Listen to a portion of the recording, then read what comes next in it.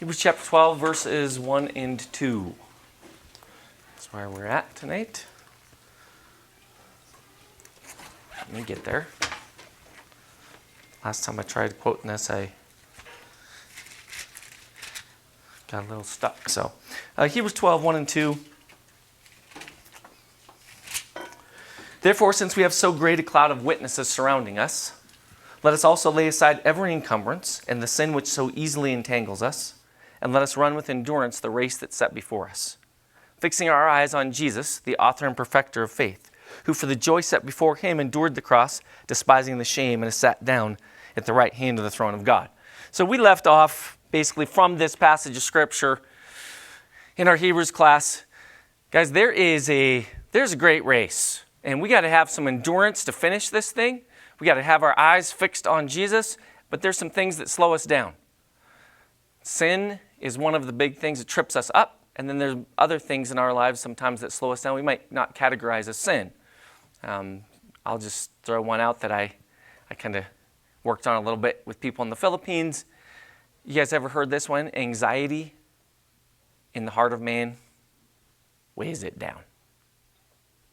Jesus actually says, hey, guys, be careful. Be on your guard so that my return doesn't come on you like a trap, and that you be weighted down with dissipation, drunkenness. Oh, another one he threw in there, the worries of this life.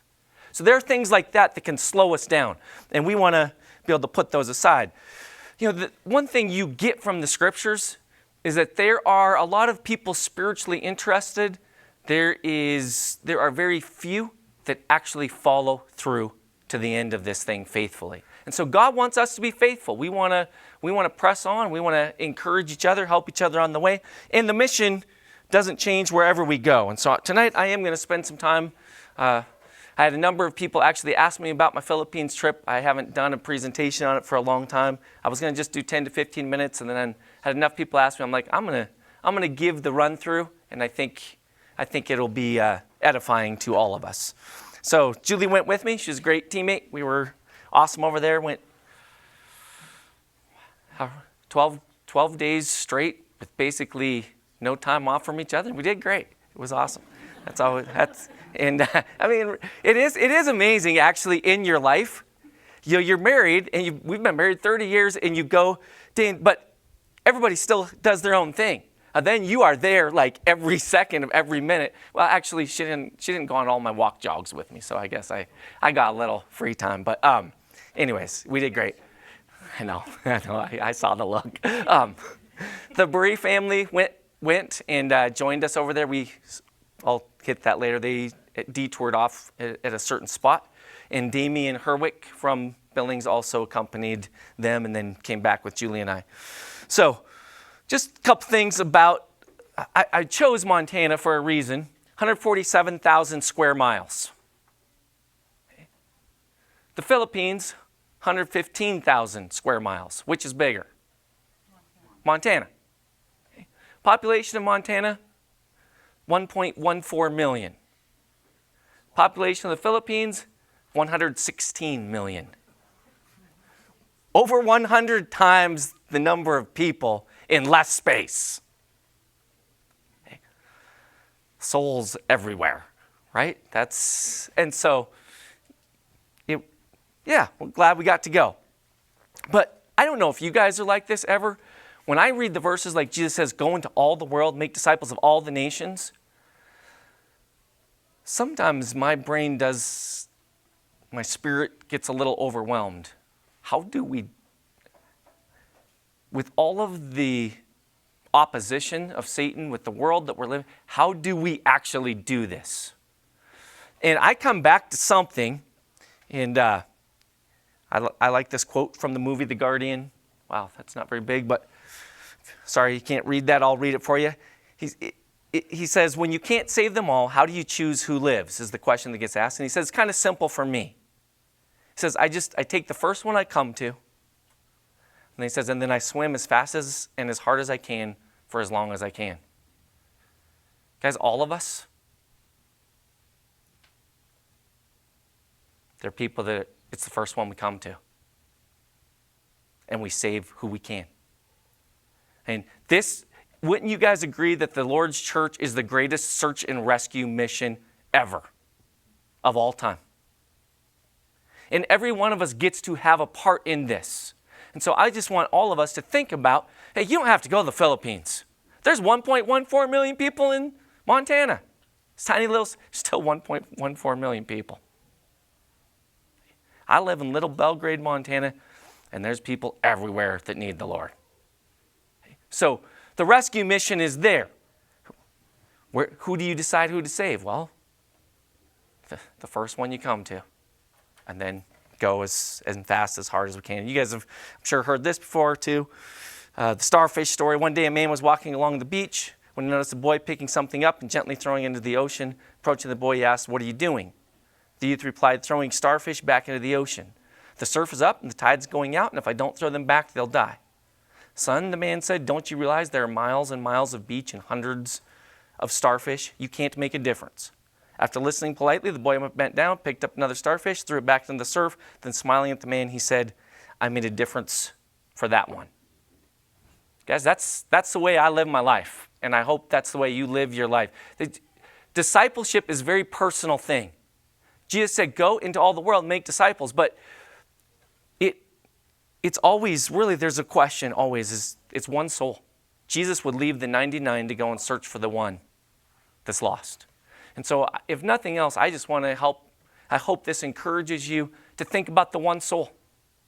Who's somebody in your life that you can reach? I don't know how far you have to swim or how fast you have to swim or how hard you have to swim. But I think we all have somebody that this is relevant to. So I'm going to share with you guys a little bit our experience on this trip and what our mission was. And I hope it will be encouraging to you. We left early morning, August 4th. And arrived in Manila late night, August 5th. Time travel is weird. It actually really confused my Apple Watch, too. And then I got confused. It's like you have these days of like all of these steps in motion, and then you have one day that's like this little, because you basically lost a day, okay, in the process of going from here to there. But we got there late. I guess that would be Tuesday night, and the guy that picked us up, he's kind of been a driver for us for a number of years. Got to know him. His wife's a Christian now, and so they picked us up together. It was awesome, and we got a decent night's sleep, which was really great. I did a quick workout in the morning, very low-key. There's a reason I brought this up. Where we're staying in the hotel, walked out. I just did a little, I think I was doing a walk jog, so I won't tell you. Walk is a lot higher proportion than jog, and the jog is slow. But that's what I went out. And what was cool, and there's a reason I have this in here, because she was like, "Why are you putting workout in there?" Okay. What was cool is I met this marathon training group. I saw this group of people standing around, like 2 blocks from where I was. And they're in this field, and I started talking to this guy. I'm like, "You know what?" He's like, "Oh, yeah, we're a running group." And I was like, "Okay, cool." So I did my thing, went over. There's actually 2 streets. So in a city of 30 plus million people, in the area we were, there's basically 2 streets that they block off, and they, I would say, let no traffic on, but some people don't follow the rules. Very little traffic on, and people are walking and jogging and doing exercises and stuff up and down this. So that's right where I was. So then I came back, and they were still there, and some guy's speaking, and I realized he's talking about the Sydney Marathon in Australia and another one, and I'm like, some of them are. So I followed up the same guy I had talked with before. He's like, "Yeah, this is a marathon training group." The only reason I bring that up is because it hit me. If I was there, and actually I did go back the same, I was there 2 separate times. I saw the same people, some of the same people walking, running those streets the same time I was out there. You understand what I'm saying? It doesn't matter if there's 30 million people or if there's 10,000 people. One way or another, if you're going to reach a soul and save it, you're going to have to come back to the same people to get the opportunity to reach out to them. So it just stuck out to me. Hey, if I was here, I know where I would go back over and over again. And I want to encourage that for us. It doesn't matter what city you're in, how big, how small, you're going to have to get to a place you can get to the same people. Julie and I then met up with Lois and Drex. So the taxi driver's name was Rolex. That's what he calls himself. It's not. I don't think it's not his real name.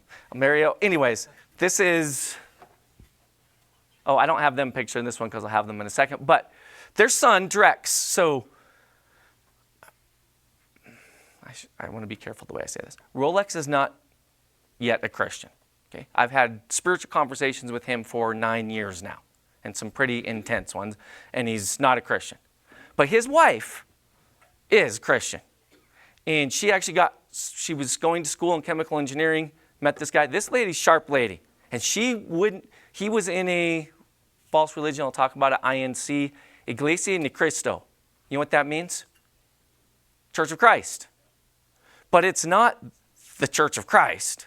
It's a weird offshoot of, there's a guy named Felix Manalo who supposedly was the last messenger, the 1950s, and they have a mix of some interesting things. So it's not exactly Joseph Smith Mormonism, but Felix Manalo is kind of the guy, and this is the second largest religion in the Philippines after Catholicism. And one thing here's where it gets a little bit like Jehovah's Witnesses. They think Jesus is, they would say he's the Son of God, but they would say he was fully human, but not divine. Okay. Their son Drex had gotten into this. Okay, so I worked on him a little bit last year. He's early 20s, I think 23 years old, like this guy. But Julie and I got a chance to sit down with the two of them, the mom who's a Christian now, and just the son, which was actually really nice. And all I did with him is talked about two things. First of all, spiritual priorities. Because guys, I don't care where you are. Survival and trying to figure out how to get ahead in life, in the physical realm, has a tendency to get pushed to the front of everybody's mind. And you have to survive. But that's always secondary, isn't it? To the spiritual things. And so to help him realize like what really matters still is the spiritual. And then to talk about who Jesus is. And so just step by step showed him from the scriptures, because he believes the Bible. Showed him from the scriptures, Jesus is Lord. Guys, the verses we know them. They're clear. Okay. And so I asked him a few of the times, are you understanding what it says? Like, yeah, it says that this child who's to be born, this son who's to be given, his name is the Eternal Father. He's God. So, got it. Okay. So was that an important thing to help this guy get through? Can you be a Christian if you don't confess Jesus as Lord, or if you don't know what that means? You can't be. Okay. So it's important. His soul, and he's interested, so now it's to him to start doing some spiritual follow-through. Then the Berea crew joined us for a meeting with the Vargas family, and we did a study on Hebrews 12. Went a little different direction with them, but one of the main things that I hit with them is endurance, because they've been Christians for a number of years now. They're by themselves a lot. I want to say a special thanks to Bob and everybody involved in that ministry. It's the only place they're getting good biblical teaching. But since they've been Christians, guys, they've had some challenges. They've had some challenges within their own family. They've had some challenge. This race isn't short, is it? Doesn't matter where you are. Okay? The endurance is necessary. And one thing, guys, that jumps off the page at me whenever I go to, I walk away from, there's probably two things. One, yes, I am grateful for the physical blessings that I have. I am. Third world always makes me like, if you ever think about complaining, Luke, you have no reason to complain. And I'll touch on, maybe I'll give a picture later for that. There's no reason ever. I'm not a complainer anyways, but sometimes in here it's like, there's no reason. You have every reason in this life, in this physical realm, to be grateful. But here's the other thing that I always notice. It's not really the physical issues that are the problems. With people in third world countries, they got the same problems we got, and they're internal. They're internal. Does anybody love me for who I am? Can anybody love me for who I am, even for what I've done. All of this is the same thing.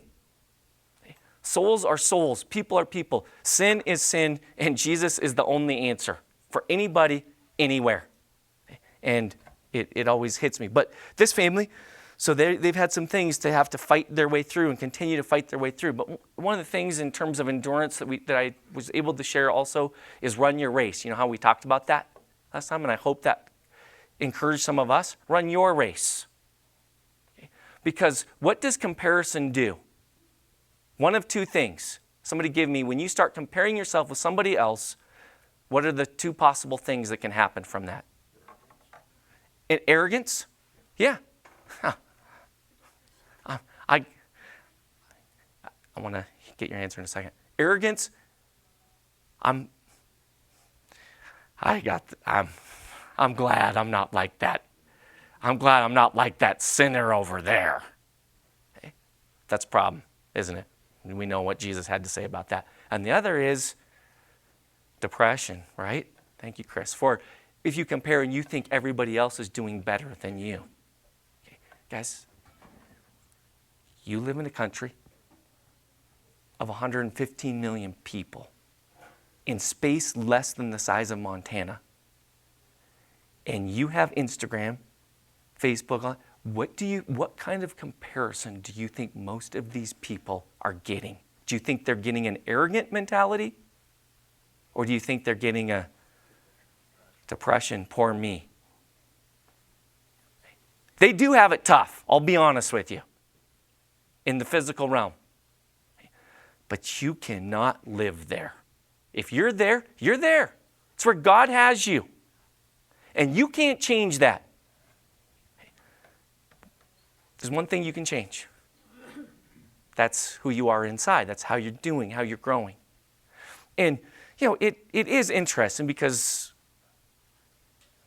we have it tough too. We have things called credit cards. Most of them aren't allowed to have a credit card. Amazing what happens when you're allowed to have a credit card. You got another set of problems. Anyways, I'm not going into that. I'm just saying, everybody got problems. Comparing with somebody else is never the right way to do that. Okay? And so run your race. And just it really tried to encourage them that way a little bit. Then we went and did dinners together at Shakey's Pizza in the mall. Anybody ever had Shakey's Pizza? What do you think of it? Well, that's 40, 50 years ago. Oh, 40, 50. Was it good then? It was. It was good then? You've had? I like Shakey's Pizza. McKelbury loved Shakey's Pizza. He loved it. So it was a treat for them. They're so these two weren't able to show up for the Bible study. They're in their last year of college. I've actually studied with Justin a little bit and his girlfriend, Honey Lynn. Hi, Honey Lynn. And they're in their last year of college. Julie and I have helped him a little bit with some of his schooling and stuff to be able to get through. But I do like this guy. He's got a good, positive, upbeat mentality, and hopefully the gospel, he will embrace that too. Just a little bit of a blurry picture. I know I had some other pictures of them, but not with everybody's face. So I put it up there. So on Thursday, we all met up, Arthur and Isa, Sam at the mall arcade. We actually, Julie and Isa were meeting for coffee, some personal stuff. I came and joined them. And then we all ended up there. And then we went, when the arcade was open, the kids had a great time. I had a little bit of fun. The sensory overload, though, in those. You guys been to arcade? Mikkel's like, I think this is like training people for Las Vegas, like setting you up for it. It was, wow. It was fun. And then we went to a study at the Almeria residence. And this family, I just want to share something with you guys about this family. When I first met them, they live, I can't go back, but they live in what you would call actually both of these families at one point in time lived in a squatter's village. Okay?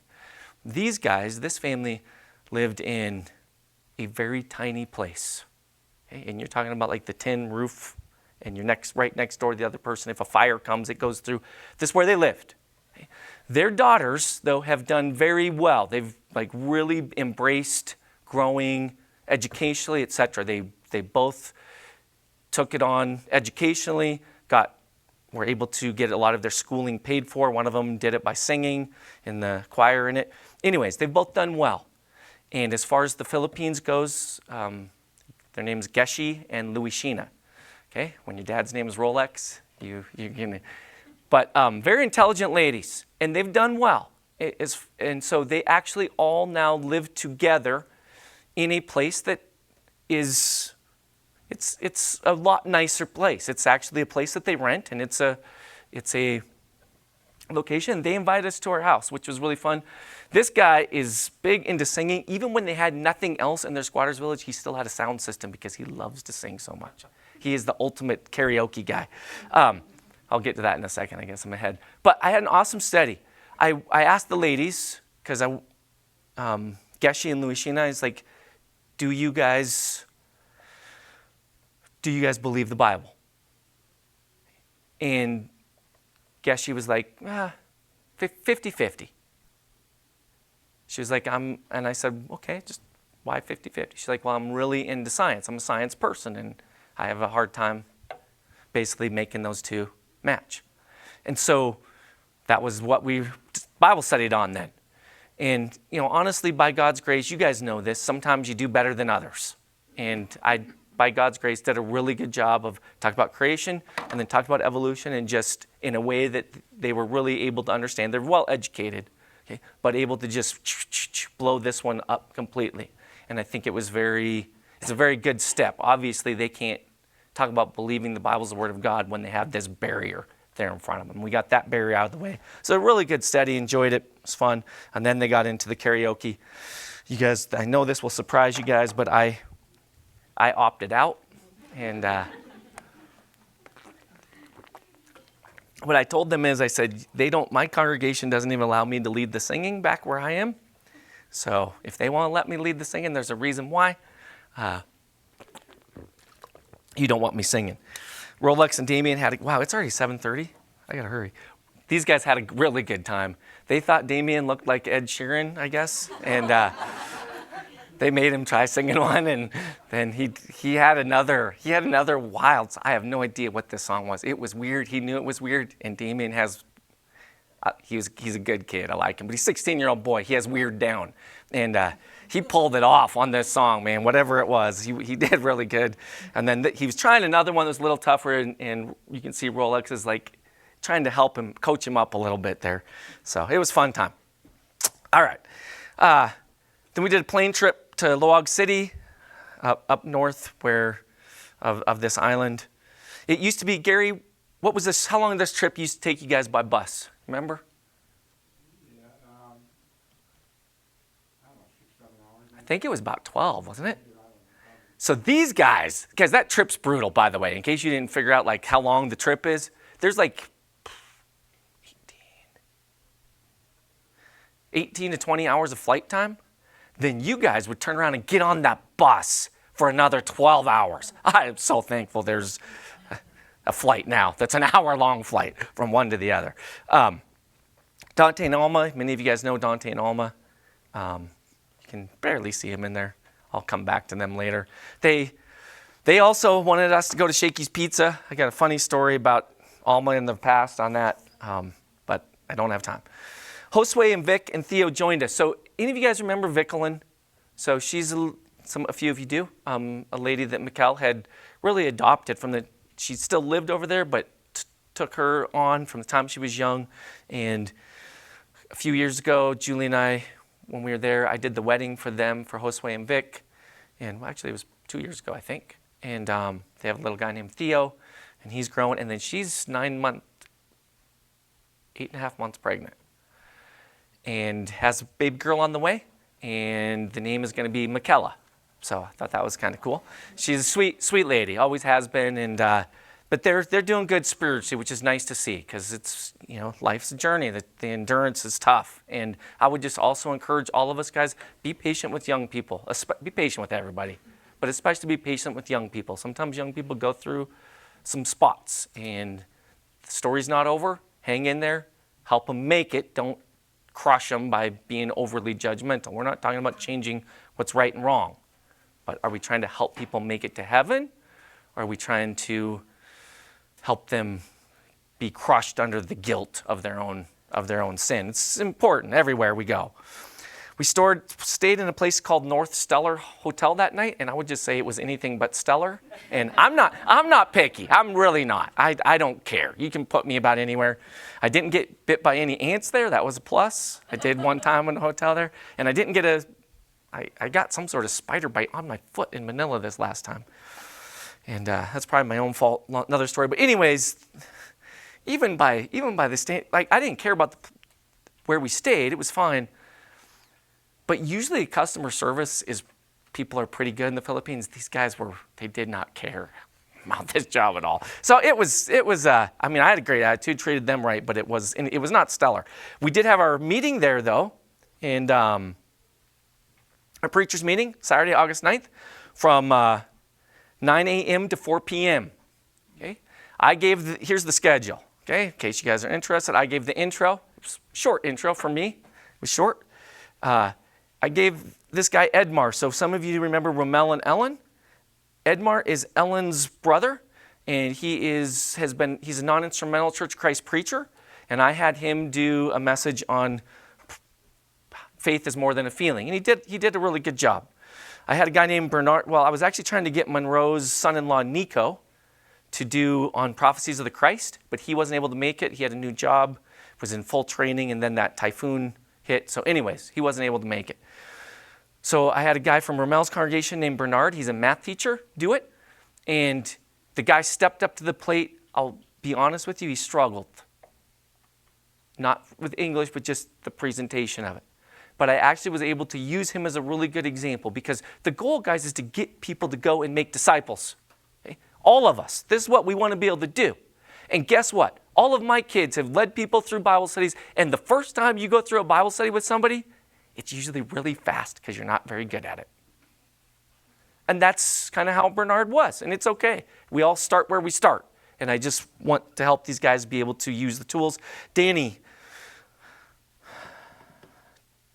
Lauro, Gary, his son Mark, okay, was there, and he preached on God's plan of salvation. He didn't use PowerPoint, he just preached through, did a really good job. God's salvation equation, he had brought that, and I could tell he had read the whole booklet and had this thing, preached the outline of it. He did a really good job. In the meantime, the women went, they had a prayer partners group. Jill Baree was really instrumental in that. It was great, her putting that together. Then we had lunch. Here's another example. So I asked one of the guys right before lunch, I said, the women were over there, I said, hey, would you come up and pray? And then somebody else came up in his place. Well, I was talking with them over lunch, and he was apologetic to me, and then I was apologetic to him. He told me he's suffered from very severe depression the last couple of years. I said I couldn't do it to get up there, and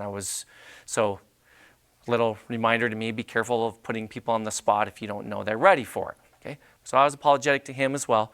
But one of the things that, and he showed me, just talking to me, his hand was like soaking wet, like it had been dunked in it was that wet, like it was a real thing. But he said, I got off my anti-anxiety medication or antidepressants, and I've been doing jogging and this kind of. He said, I'm doing better, actually getting off the medication, and he's trying to approach it the right way. So what I'm saying is, guys, people are people everywhere, aren't they?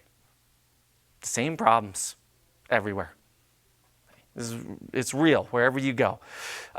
Randolph, one of the guys where Dante's at, he did one message on the indwelling spirit, did a really good job on that. And then I had Rommel preach a message on worship, and he actually, a message that I had preached on worship at Ohio, Lima. That one, I had sent it to him, and he turned it all into, he preached the whole thing in Ilocano. And because Dante had told me, he's like, Rommel is really powerful in his message in Ilocano. So I was supposed to have a message after this, but guys, I gave little messages, mini messages after all of them. So we don't have time for any more. But I do get up there, and Rommel said, if you have any questions, ask me on worship, because this is controversial. Okay, you understand, a lot of these guys are non-instrumental Church of Christ preachers here. And so I got up there wasn't much, and I said, I brought up particularly the topic of instrumental music. And the reason I did that, I don't care if you use instruments when you're in assembly or not. Doesn't matter. But they don't understand the relevance to them in their life until you bring up the flashpoint. So that's why I brought it up. And then there was a guy, he has a question. It's a really honest question. He stands up, he's like, okay, but what about corporate worship? What are we allowed to do in corporate worship? So the first place I started is very politely, I've never seen that term anywhere in the scriptures. It's not in there, guys. Matter of fact, the only picture we have of worship in the New Testament is John chapter 4. In spirit and in truth. And we laid out, okay, where that takes place. And I had them turn, I actually want you guys to turn to Ephesians chapter 2. Okay? This is because it's important for all of us. And the longest trek any of us ever make is from the physical to the spiritual. You guys ever notice that? Like the physical's, okay, get up, you got to have something to eat. Okay? Somebody asked me if I was on schedule here yet. I still get hungry at really weird times. You know, it's like you're catching up. The physical will let you know stuff, okay? If you look in a mirror, you can say, okay, yeah, the little bit I got here is sticking up. I got to fix that, whatever. The spiritual, though, is, well, the journey from the physical to the spiritual, it's tough. And to get there. In Ephesians chapter 2, I just want you guys to notice this.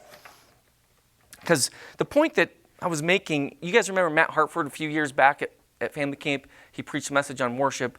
And he brought out that in John chapter 4, Jesus didn't say either in Mount Gerizim or in Jerusalem as a place. He said neither.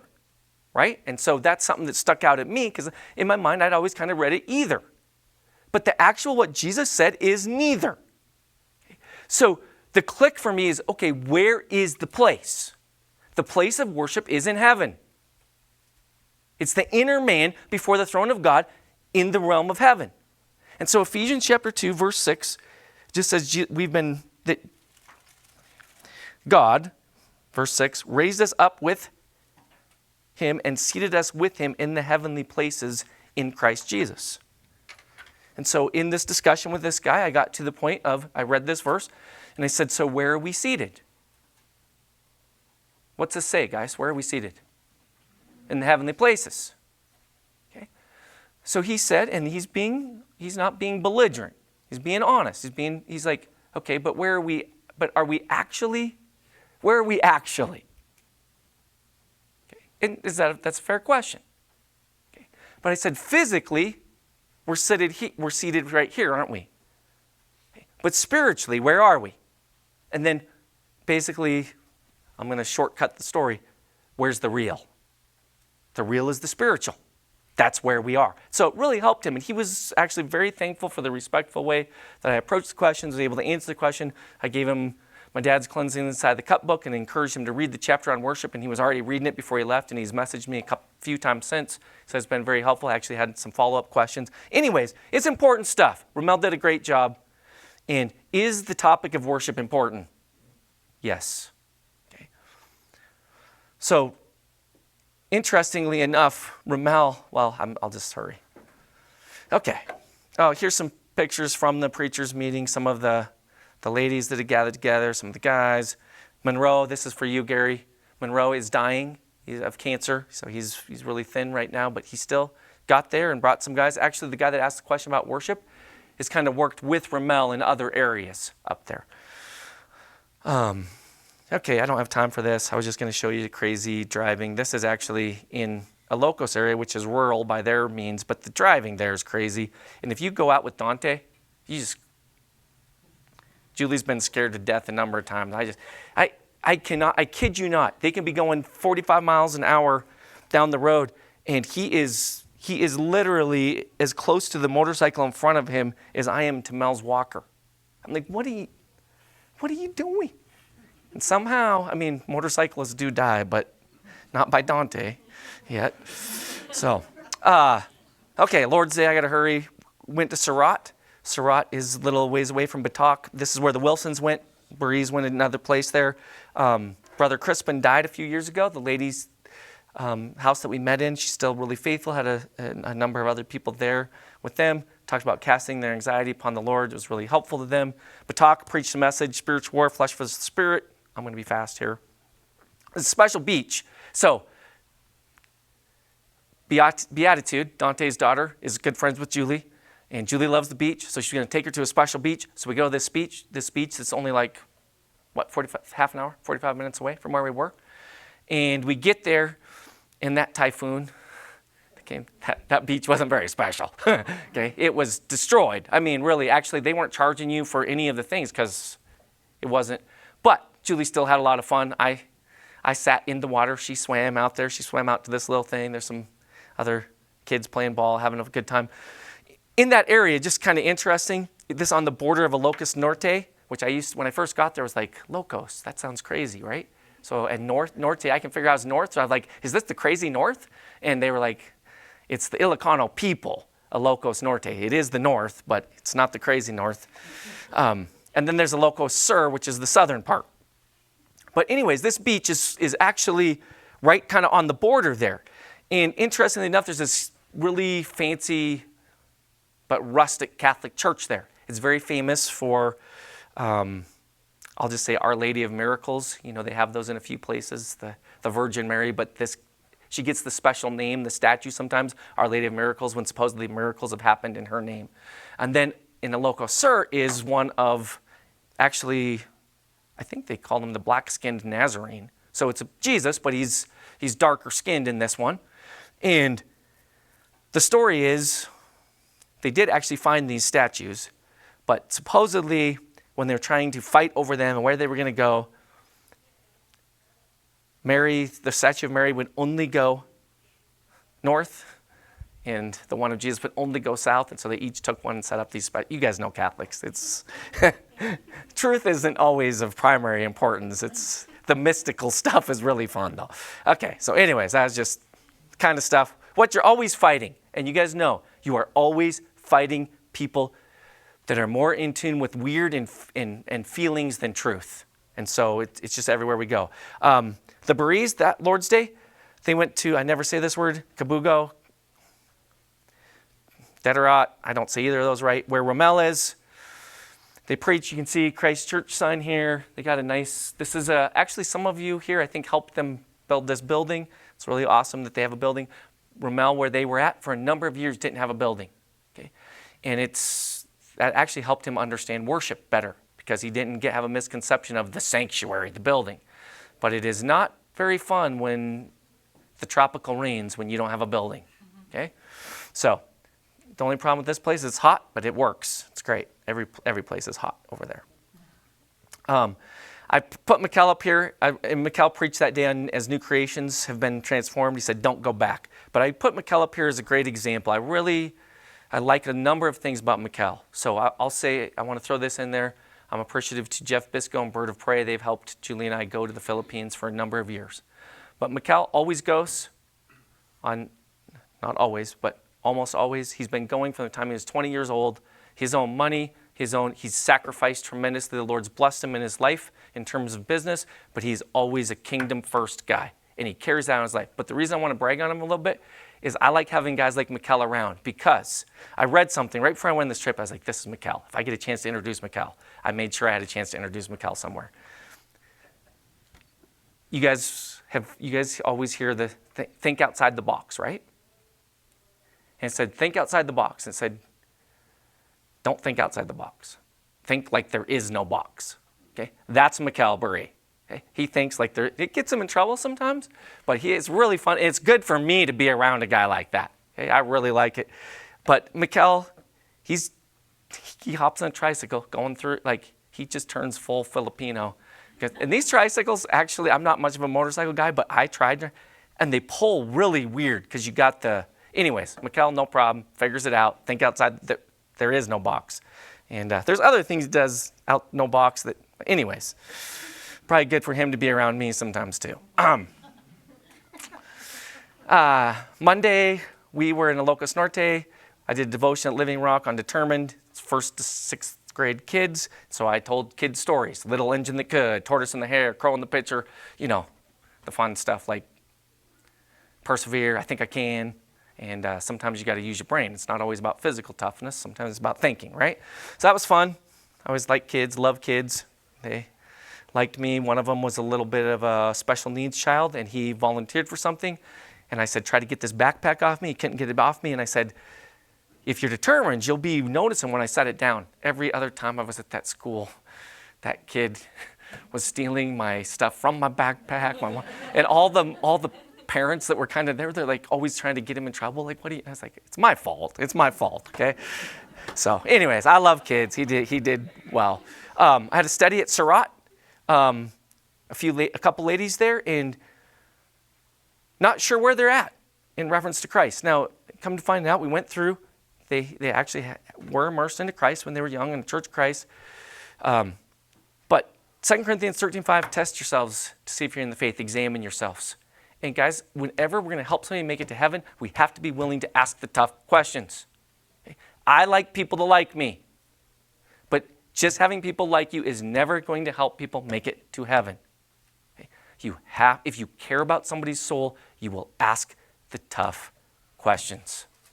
Okay? If you have a tendency to be over nice, then listen to this. You have to be willing to ask the tough questions. If you have a tendency to be over mean,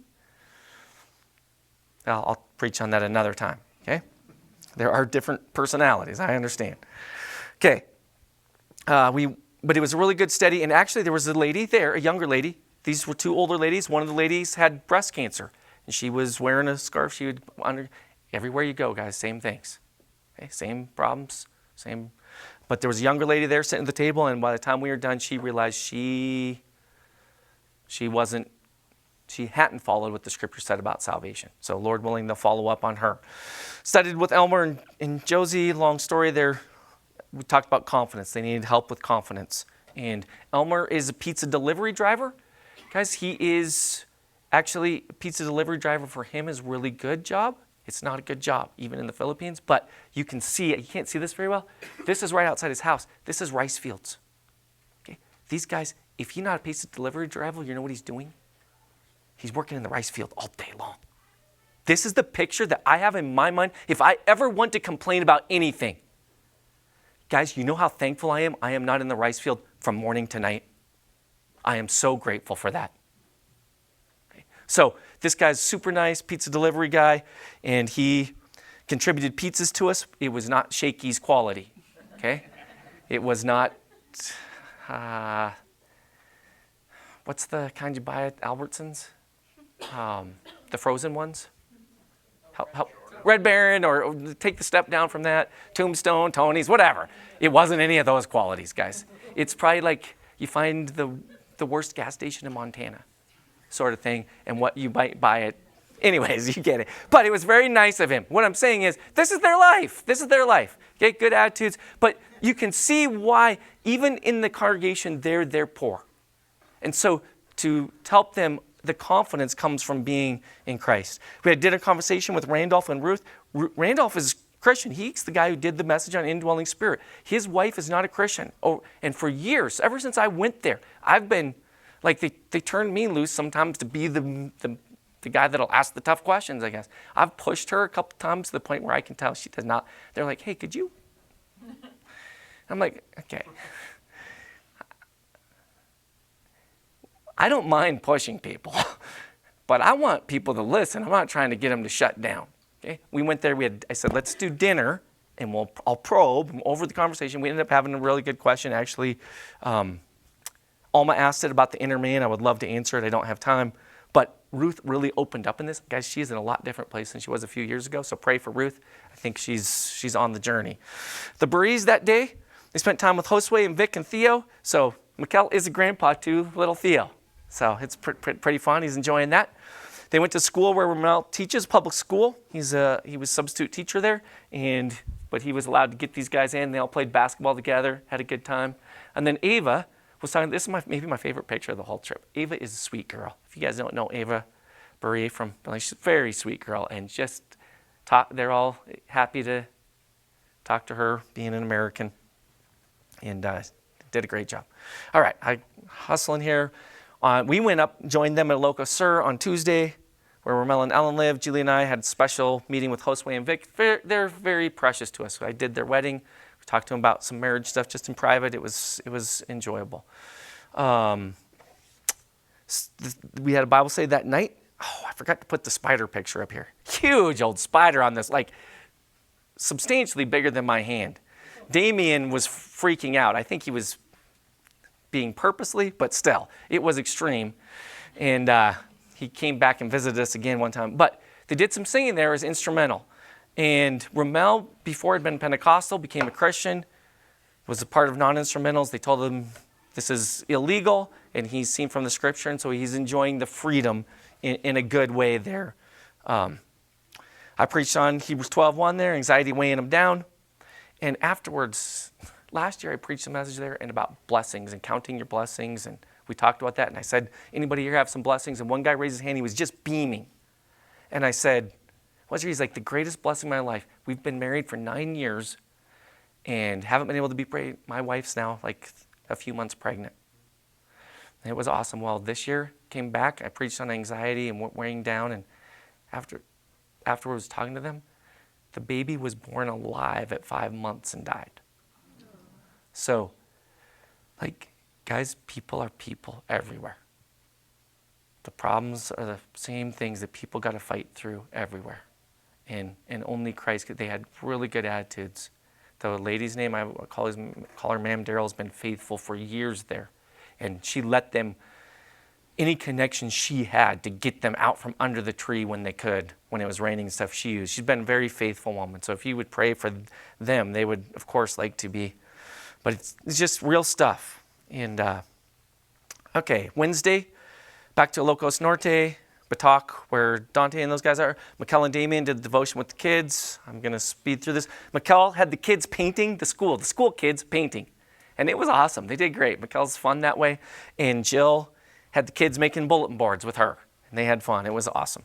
And then that same day, I got to meet with these. So a lot of these moms and grandmas bring their kids to school. And then they have to wait there all day. So what are moms and grandmas going to do? They're going to sit around and talk. And so there's a lady, older lady, who's the head of this thing. And she calls the Bible Believers Study. Okay? But a bunch of them don't know what the Bible says about salvation. So I get to talk to the Bible Believers Study. And it was really fun. Again, sometimes you're better than others.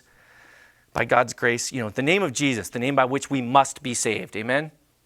Okay? So 2 things. It's only through Jesus, and we must be saved. So we looked at that question, and I was able to give some really good examples because a lot of them are more Baptist. They're either Catholic or Baptist. And so I kind of went through some steps, and I used chocolate chip cookies. There was a lady's birthday there, 83-year-old lady. So the birthday girl, I gave her a chocolate chip cookie, and I said, what if you bake the cookie? Go through, we talked about ingredients. Fast forward. You bake the cookie, and then after it cools down, then you try to put the chocolate chips in. Okay, what happens? The cookie's going to crumble. You aren't going to get chocolate chip cookies. Okay? This is what people are trying to do with salvation. You're trying to be baptized after you've been saved. That's not a Christian. So we were able to do something, and a lady raised her hand. She's like, okay, well, I was baptized when I was an infant. It's like, well, she'd already told me earlier she was Catholic. She's like, so where am I at? It's like, okay. I was very polite, but I said, okay, then your baptism wasn't valid. It was invalid. And she was very receptive to it. Good attitude. And she came back and she was like, okay, so I know where I'm at. I'm back at step 1, believing. And so Alma is going to follow up with her on it. But it's a good thing. Got to meet with the school staff. I talked about them as teachers, about having a growth mindset, and then applied it spiritually. Only true Christians can have a growth mindset in the spiritual realm. Mikkel and Damien spoke to a group later. Julie and I just met up, especially with Josue and Vic at the time. And Damien did a good job. He's a very talented young guy. Talked about being a thermostat, not a thermometer. And Mikkel talked about growth through the struggle. Then we had our late flight back to Manila. Follow up here. Study with Arthur and Isa, New Creation Study. Hey, do you guys recognize anything about this? I don't know if you guys recognize this, but this is the New Creation PowerPoints. But it's in English and red, and this is Tagalog. Okay? It's been, so the Ilocano guys, they have them translated into Ilocano. It's more of a regional tongue. But Tagalog it's the Now, there's some other ones that follow up close, but it's the main language of the Philippines, okay? And so there's a lady that did this translation, and it was awesome. For these guys, they're not, they prefer Tagalog. They prefer reading the Tagalog Bible, and they prefer this. So it was good. Keep focusing on God's things. We had a study with Rolex and Lois again, and Lois, after we had left the first time, she's a really faithful lady, and she's trying to get her son on board, and she's like, hey, there's some people we want the Bible study with. Is there a way you could, or what kind of Bible should we get? Well, I know from my experience in Manila, it's actually easier to buy Bibles in the Ilocos Norte than to find them in Manila. Okay, so brought three Bibles back from there with her, and then gave her the booklets, gave her the PowerPoint studies in both English, and she thought it was awesome, the English Tagalog combo. She said that's like a great tool for her. So, and then, like I mentioned earlier, ChristchurchOnline.com is a lifeline. So appreciate everybody, what you guys do here. This is Manila from a few years ago, but just wanted to, real quick, everywhere there's people, traffic. If you ever want to complain about Belgrade traffic. Okay, Luke, it's okay. Long flight back home. It's no fun. The mission stays the same. Run your race, guys, right? You guys know the great commandment. Love the Lord your God. All your heart, soul, mind, strength. And what's the other one that's like it? Love your neighbor as yourself. This is Christianity. It doesn't matter. You do not have to go to the Philippines to do this. We all have who is my neighbor? It could be your literal neighbor next door. It could also be the neighbor next door that you don't like. Because Jesus got asked the question, who is my neighbor? And he gave a perfect example. It's the person you don't want to like, too, right? So, love the brethren, love the lost. Guys, the mission's the same. Run your race. I want to encourage you. Swim as fast and as hard as you can for as long as you can. And souls are everywhere. The gospel is good news. And I appreciate you guys sharing with us and helping us. And we are in this together. And maybe 2 takeaways, maybe 3. 1, keep a great attitude, because we really we're not in the rice fields all day long. The more important one is, guys, people need Jesus everywhere. And so be confident in your growth with Christ and take that and share it with other people who need the Lord.